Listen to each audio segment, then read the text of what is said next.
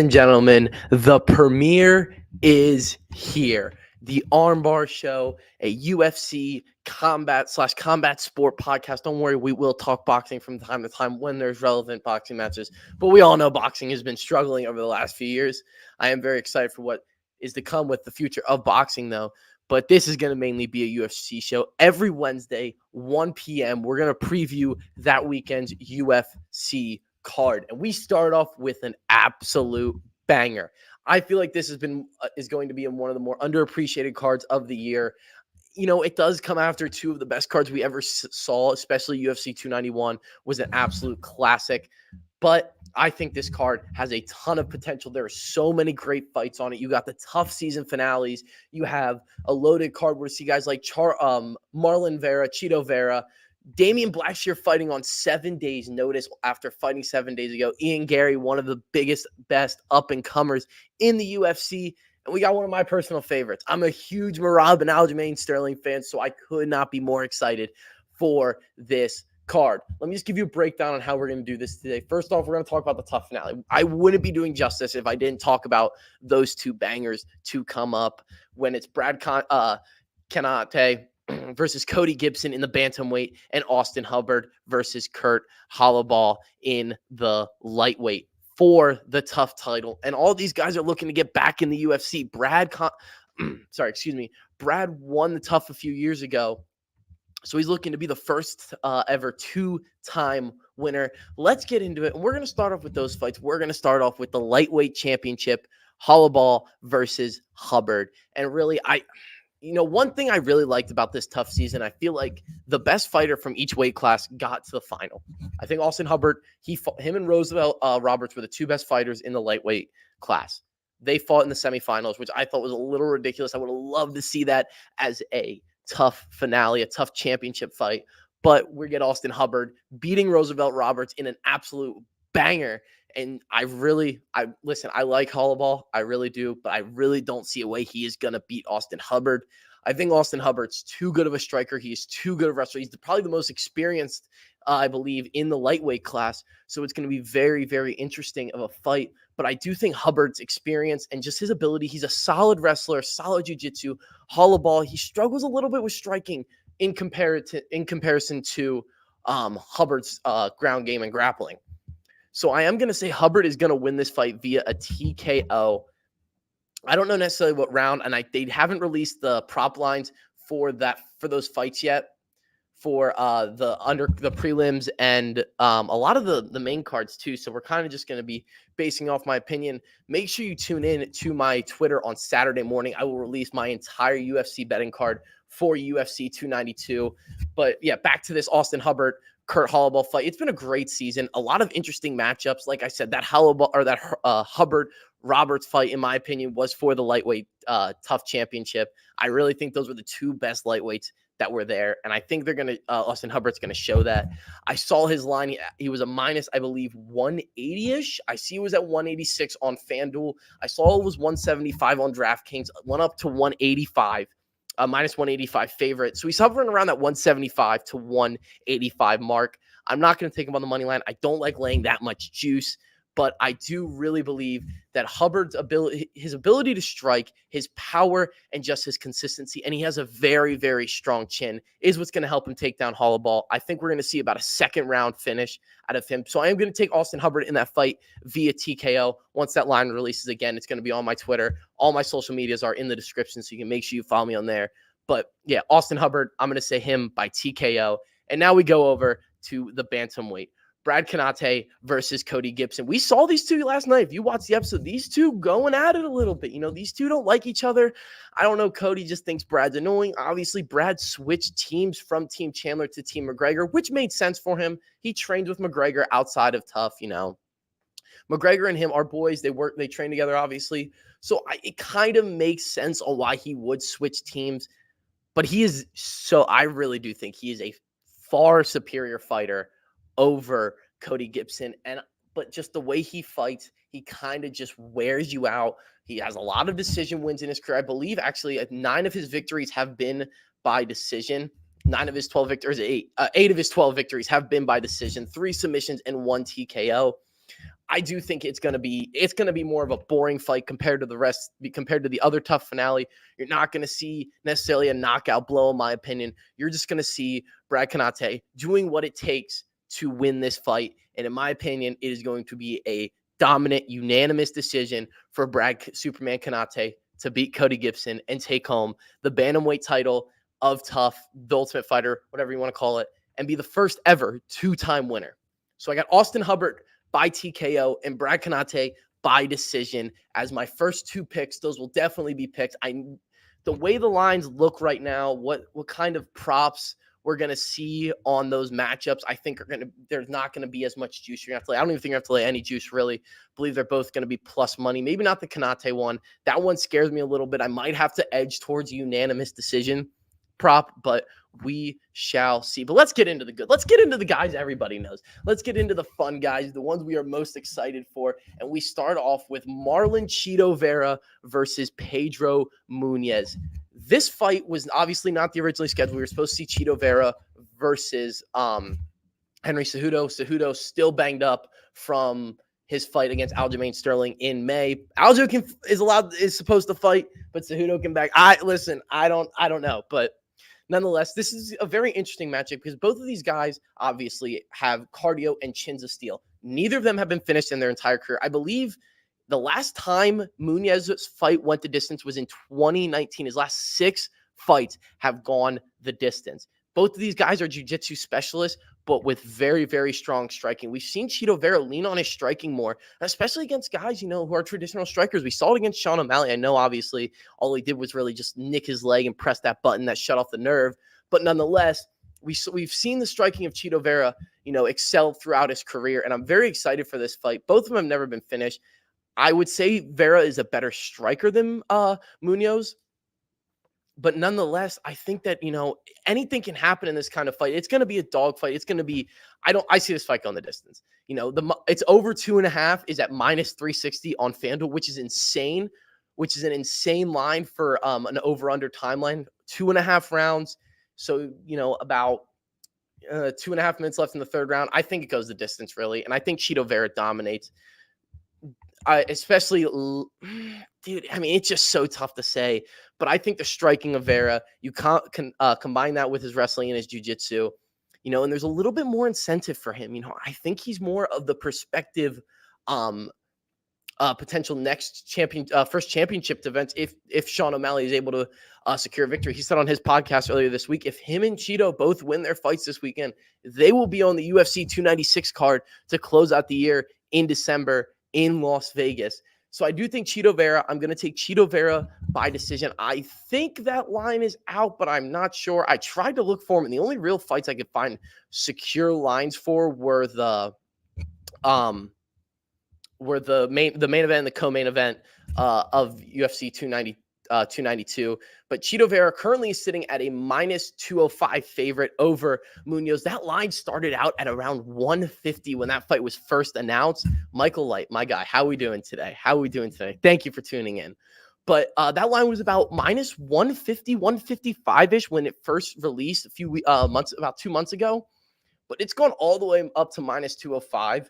And I'm not saying Munhoz can't win. Yeah. So Chito Vera is a plus 105 to win by decision. I'm definitely going to take that.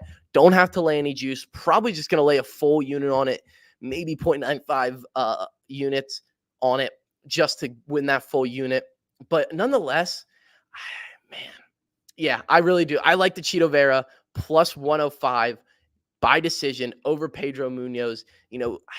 I think Chito Vera he's due for a championship. He's due for a title shot coming up real soon. It obviously depends on what happens with, Aljo and O'Malley moving up and when Merab comes in, especially if Aljo does move up or loses, is Merab up? Because technically he's been up for a little bit, but he refuses to fight Aljo, as we all know. But now let's switch gears. Let's switch gears to one of my favorite fights of the night, the Damian Blackshear versus Mario Batista fight. It was supposed to be Cody Garbrandt, but obviously he dropped out at the last minute due to an injury, I believe. So this makes it very interesting. Blackshear just fought on Saturday. He had a round 1 submission against Jose Johnson in UFC Vegas last weekend. So it's very interesting. A very, very quick turnaround. One of the quicker turnarounds you'll ever see. Blackshear, also a guy who's never been finished. He's sitting at 2-1-1 in the UFC with a 2-fight win streak. But Batista's on a little bit of a win streak himself. 4-fight win streak. One of the concerns I have for Blackshear is he still gassed? I know it was a quick fight, but he just had a whole camp. He had to make weight. Now he's got to make weight again. Is he going to be gassed? Is his cardio going to hold up for the full 3 rounds? Because this isn't a Jose Johnson. This is a much bigger fight against a much better opponent in Mario Batista. So it kind of just really depends, is Blackshear, he's a very well-rounded fighter. He's a very, very good striker, but his jiu-jitsu and his wrestling has done him justice, as we saw last weekend against Jose Johnson. So it kind of depends on what angle you see here. Mario Batista, he's no slouch. I mean, a 4-fight win streak in the UFC, he's made it on the main card now. This is going to be a very, very tough fight. Mario Batista, obviously, he's a wrestling jiu-jitsu are his biggest strengths, but more of a freestyle fighter. I mean, he's won his last 3 by submission and then a unanimous decision last February. But I mean, Batista, hasn't really had a lot of fights get out of the first round recently. So it's kind of tough on what I see here. I'm actually going to go with a Damian Blackshear victory by finish. I love Blackshear. I think he's one of the best up-and-comers in the UFC. And, I think the quick turnaround is going to help him in a way. Obviously, he didn't take much, if any, damage in that fight. I think, he's still going to be kind of fresh coming out. So I'm going to say a second-round finish for Damian Blackshear. I'm going to look. I don't think that lines up. Really, they only actually released the basic lines the other day. Yeah. I mean, he's sitting at a plus 186 underdog. So I might just take him on the money line just because, it's a pretty nice price. And you get that potential decision factor, even though I think if this goes the distance, it's going to be Mario Batista's fight. So I'm going to go with Damian Blackshear by a finish in this one. And it would be awesome to see, one of the coolest stories we're going to see in the UFC this year, obviously, would be Damian Blackshear coming back 1 week after a victory, stepping in and fighting Mario Batista, and getting a chance to win back-to-back fights in back-to-back weeks. Neil Magny versus Ian Gary. This is the guy Gary wanted to originally fight. This is the guy, obviously, he was scheduled to fight Jeff Neal. He dropped out, but this is the guy that Gary originally wanted to fight. And honestly, it's going to come down to Magny's chin, in my opinion. We know what Ian Gary brings. He brings that Irish knockout power. He's literally just another version of Conor McGregor. And honestly, I think he might be able to beat McGregor, if they would fight. I mean, a massive weight class deficiency there, but this really does come down to Neil Magny's chin. Is his chin going to be able to hold up? His chin has gotten better over the years. It's kind of this stereotype or, this theory with Neil Magny that, he doesn't have the chin. He doesn't have the chin, especially at his older age, but he hasn't really faced a lot of knockouts recently. It's been a while since he's been knocked out. He's only been knocked out once in his last 4 fights.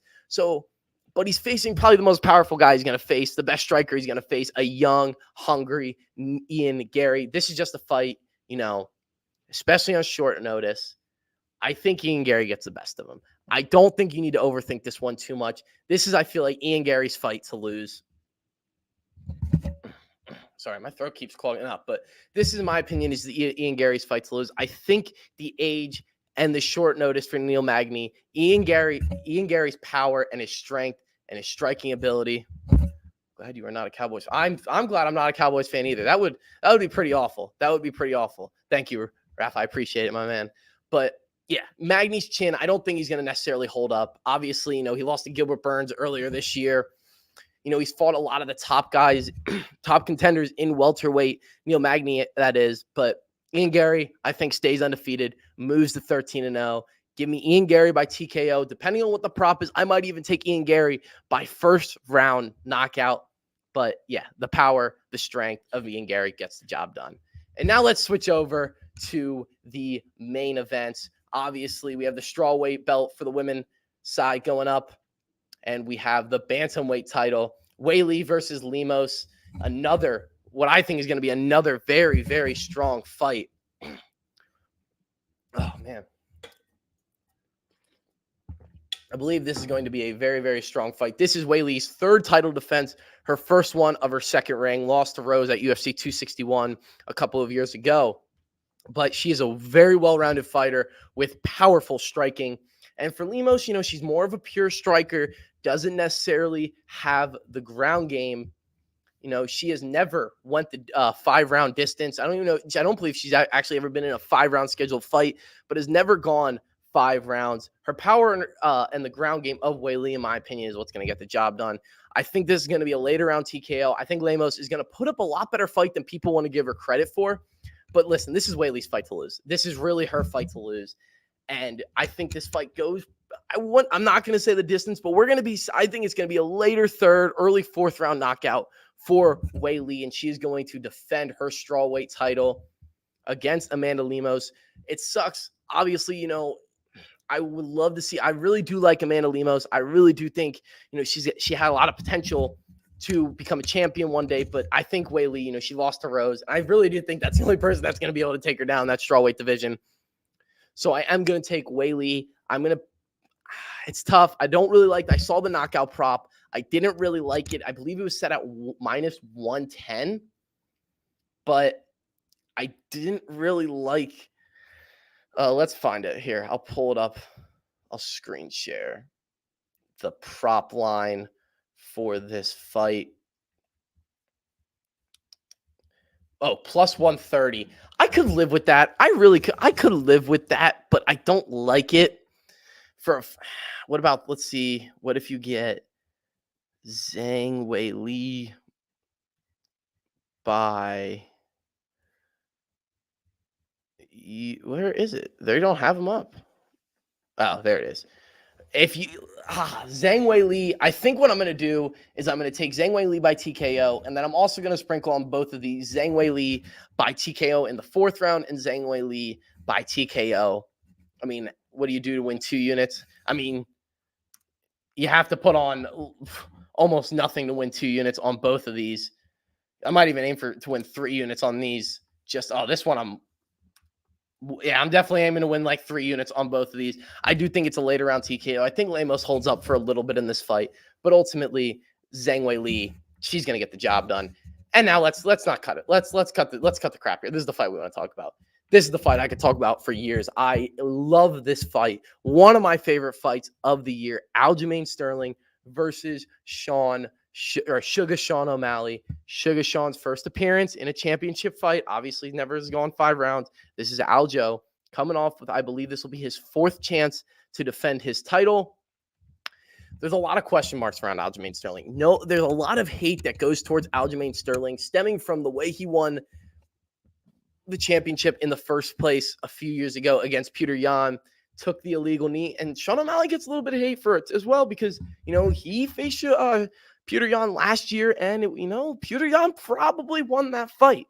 Petr Yan now on a forced fight losing streak, including losses to Aljamain Sterling and Sugar Sean O'Malley. My question marks for here, especially we'll start with Aljamain Sterling. My question mark for Aljamain Sterling, will his body hold up? We saw he was talking about the months leading up to this fight. He is still banged up from that fight against Henry Cejudo back in May. A quick turnaround. You usually don't see champs having to turn around and fight within 3 months.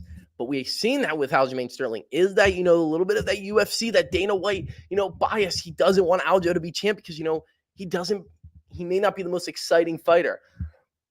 Even though you can make an argument that Aljamain Sterling is the bantamweight GOAT, he's not necessarily, doesn't have the most exciting fights in the world. It's kind of a gritty, grappling style fight from Aljo, the D3 wrestler from SUNY Cortland. But will his body be able to hold up? Is he still banged up from that long, grueling 5-round fight against Henry Cejudo? And for Sugar Sean, will he be able to keep Aljamain Sterling off him? He said he is going to fight for his life and make sure Aljo does not grab him. But that's a lot easier said than done against a guy like Aljamain Sterling. If Aljamain Sterling gets a hold of him, it could be night-night for Sean O'Malley. All in all, the way I look at this fight is I just think the better fighter is going to win this, and I think it's Aljamain Sterling. I think Aljamain Sterling has gotten so much better out of his career throughout his career of avoiding those knockout punches, and I really think that's the only way O'Malley's going to beat him. He's going to have to knock him out cold, and I don't think that's going to happen. Man, I don't think he's going to have the ability to necessarily knock Aljamain Sterling out cold in this fight. So it's going to come down to, is he going to be able to land enough, be able to push this to a decision? Or is he going to get Aljo on the ground on top of him, get that control and bring that ground and pound? Because even if he gets Aljo to the ground, Aljo's, he can react quickly and keep him off him. I really do think the only way O'Malley wins this fight is if he knocks Aljo out basically cold or stuns him and just lays the GMP on him. The biggest question that comes with this fight, though, is what's going to happen with the bantamweight division after this. Let's take a look at the possible scenarios. If Aljamain Sterling wins, he's already said 100%, zero chance he stays as a bantamweight. He's going to move up, which basically you move up as a champion. You're going to get a shot at the next division champion, and we're going to see him face Alexander Volkanovski, which we'll have that conversation on what happens in that fight another day. So I believe if Aljo moves up, we're going to see, obviously, an interim title fight, and it's going to feature Merab Dvalishvili, which I am so excited for. That is my favorite fighter in the UFC. So I think, Aljo wins this fight. It's pretty cut and dry what's going to happen. You're going to see Volkanovski versus Sterling, and then you're going to see Merab versus potentially Cejudo. Could be O'Malley coming back, getting another shot at it. Could be Chito Vera. I would say it would probably either be Chito Vera, depending on what happens here, or Henry Cejudo. It kind of just depends on what happens with this Chito Vera fight. But Cejudo wants Merab. Merab wants everybody. I mean, that guy's got 5 lungs. But so if Aljamain Sterling wins, I think you're going to see Merab get an interim title shot. We're going to see Volkanovski versus Sterling. And then I think Sterling is just going to surrender the belt and let whoever wins that interim title take it, especially if he does lose. Maybe if he wins, he goes and defends it once. If it's not Merab. But I do think no matter what, if he goes up he's going to go up to featherweight with a victory. And then he's going to face Volkanovski. And then you're going to see probably what I believe will be Merab versus Henry Cejudo for the interim championship. Now let's look at what happens if Sean O'Malley. This is where it gets tricky. Because Sean O'Malley's flirted with the idea of moving up. So what happens if he wins? Well, I just said there's a chance, he stays at bantamweight. And when he says a chance, I think the only way he would stay at bantamweight with a loss would be is if he's getting that instant rematch against Sean O'Malley. Will he get that instant rematch that we see, especially if it goes the distance? Probably. I think that's the only scenario where Aljamain Sterling would stay at bantamweight is if, he does lose to Sean O'Malley and gets that instant rematch and gets a shot to grab his title back. If not, like I said earlier, O'Malley said he wants Chito Vera in December. But it comes down to, does he get Chito Vera or does he get Merab Dvalishvili? Do we see a fight in between there of Vera versus Dvalishvili to see who goes up and fights him? Ultimately, I predict Merab Dvalishvili will be fighting in the next bantamweight title fight regardless. I think we'll see January, February. We'll probably see O'Malley versus Merab for the bantamweight title if O'Malley beats Aljamain. If he doesn't beat Aljamain, I think we're going to see Merab versus Henry Cejudo for the interim title. So no matter what, Merab is going to be in the next title fight, in my opinion. But, there's still that chance that O'Malley gets what he wants. Obviously he's a fan favorite. The UFC loves him. Dana White loves him. Maybe he gets what he wants and gets Chito Vera instead, especially if Chito Vera does take care of business this weekend. But all in all, I think no matter what happens here, Merab's going to be fighting in the next title fight. Only scenario I don't see that happen would be an instant rematch of Aljamain versus Sean O'Malley under the circumstances that Sean O'Malley wins. So, Aljamain Sterling, his bantamweight career obviously coming to an end here. But what does it mean for him? If he wins this fight against Sean O'Malley, does he secure the bantamweight GOAT status? Do you think he already is the bantamweight GOAT? I think regardless of what happens, he's already the bantamweight GOAT. I really do. He took down Henry Cejudo. I mean, the guy is the greatest combat sport athlete of all time. And I know he's up there in his older years. He beat Peter Yan twice, maybe by an illegal knee, but nonetheless the victory. But, we won't even count that. He beat Peter Yan in decision. I know everyone's like, he's 2 split decisions and he beat an injured TJ Dillashaw. All things out of his control. Nonetheless, he won those fights. And if it goes down to a split decision, can you really sit there and say, he doesn't, somebody else deserves it over the other? If it comes down to a split decision, if it's a 3-2 victory, a lot of those rounds are close, like we saw in that Peter Yan fight number 1. Oh, I guess the first round was really the only close one, or Peter Yan fight number 2. But that Henry Cejudo fight, all 5 rounds were pretty close in my opinion. They definitely, I feel like they got that right, a 3-2 victory for Aljamain Sterling. So, obviously he's not this glamorous knockout artist. He's not choking out a ton of people.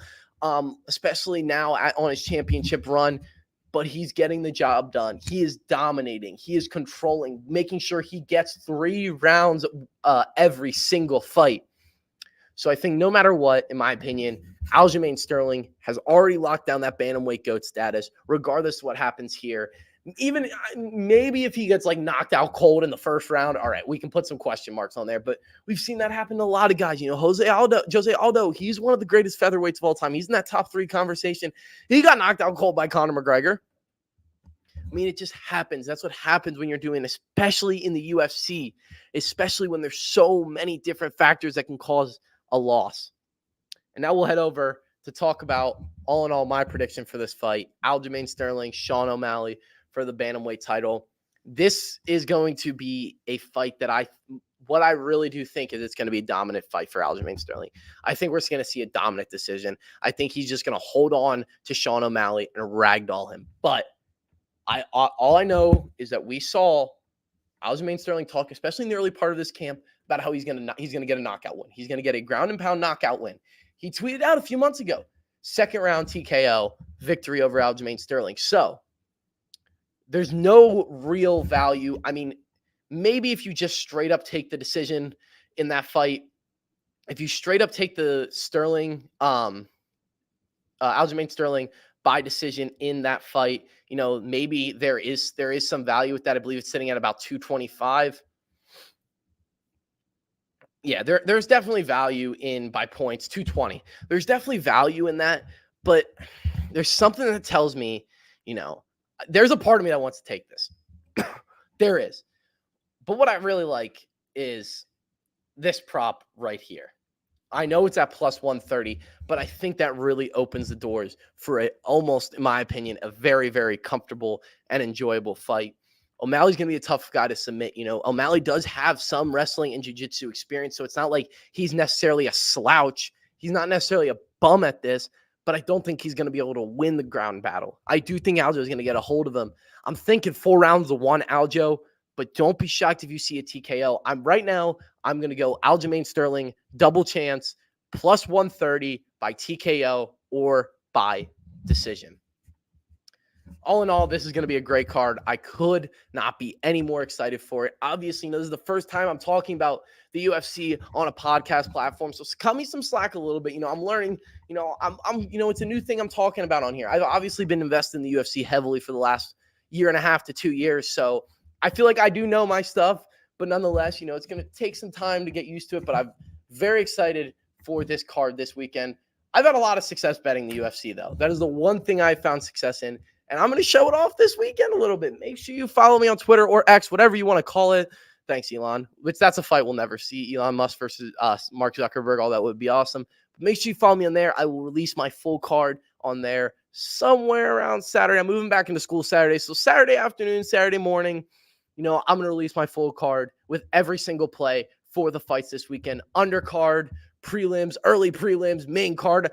I'm going to bet most of the fights. It's just what I do. That's just what I do. We'll have a little parlay in there. You know, we'll see some action here. We'll see some props. We'll see just some straight money lines, over-unders in the rounds maybe, although I don't really do those too much. But nonetheless, thank you guys for tuning in to the first episode of the Armbar podcast. Many more to come. We'll be back next Wednesday, 1 p.m., where we will review UFC 292 and then preview the next UFC fight night, which I believe is Holloway versus the Korean Zombie. So that's going to be another barn burner, in my opinion. That's going to be an awesome fight. So many awesome fights in the UFC right now. But thank you guys for tuning in, and I will see you guys next week.